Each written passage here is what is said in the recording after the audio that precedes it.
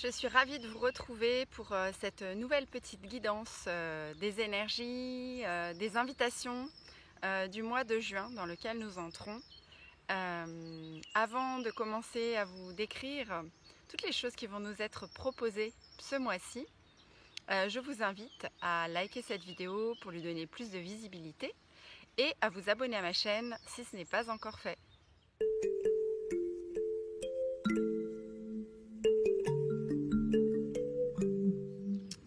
Alors le mois de juin est un mois universel 4. Juin c'est un mois 6, on est en année 7, ça fait donc 13 et 1 et 3 font 4. C'est un mois propice à l'organisation, au travail. Il peut sembler un peu laborieux à première vue, mais il va surtout nous permettre de prendre de bonnes bases pour la suite de l'année.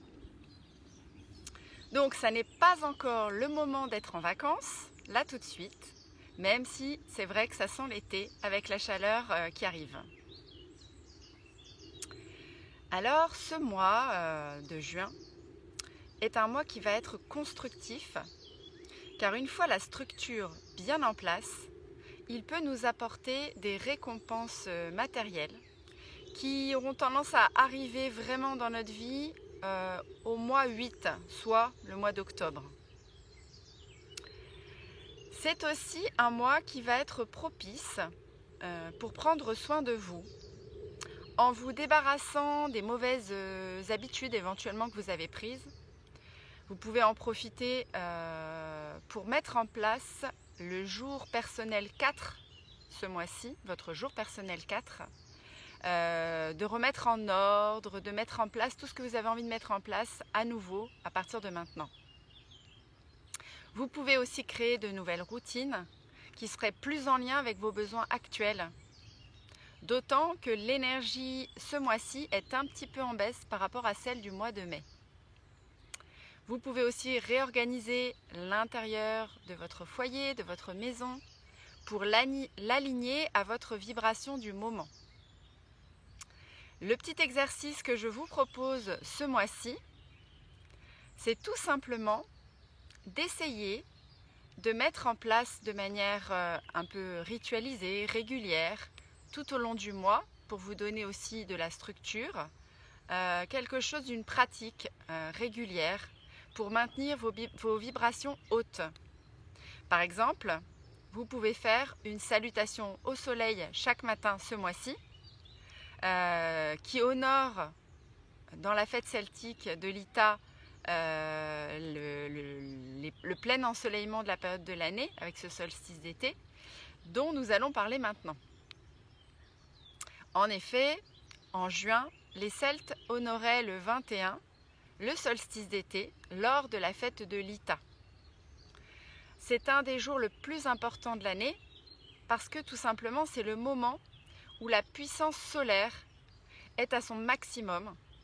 C'est aussi le jour le plus long de l'année. On entamait ensuite la partie sombre de l'année puisque les jours vont aller progressivement à nouveau en diminuant au niveau de leur luminosité jusqu'à Yule au mois de décembre où là on arrive au solstice d'hiver. On célébrait ce jour du 21 juin avec de grands feux. C'est ce qui a par la suite été remplacé par les feux de la Saint-Jean avec l'arrivée du christianisme. On dansait en ronde autour du feu joyeusement pour célébrer cette journée, ce passage de l'année. C'était aussi cette période de juin, la période de la cueillette des plantes médicinales, parce qu'on les savait gorgées de soleil.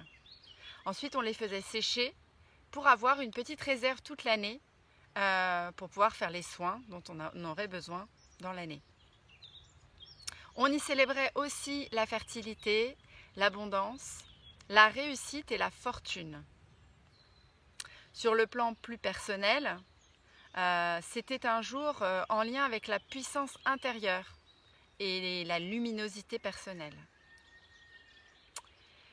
Alors pour finir, dans cette petite guidance d'aujourd'hui, au niveau de nos 13 mères amérindiennes, la mère de juin, c'est celle qu'on dit être la conteuse. Et cette mère nous apprend combien la médecine du conte peut être utile. parce qu'elle nous permet de prendre du recul sur une situation, de comprendre certains de nos comportements en miroir des personnages du conte. Ils sont riches d'enseignements.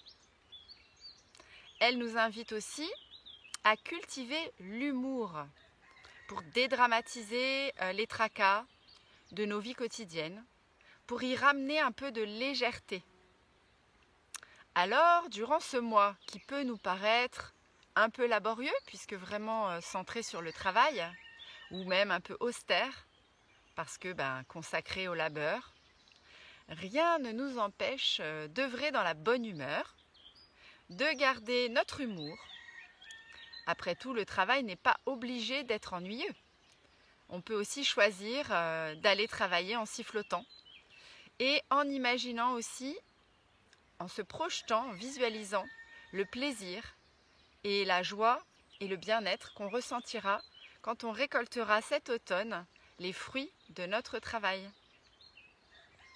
J'espère que cette petite vidéo vous aura plu et je vais vous souhaiter les journées de juin lumineuses, fructueuses, et je vous dis au mois prochain pour une nouvelle guidance.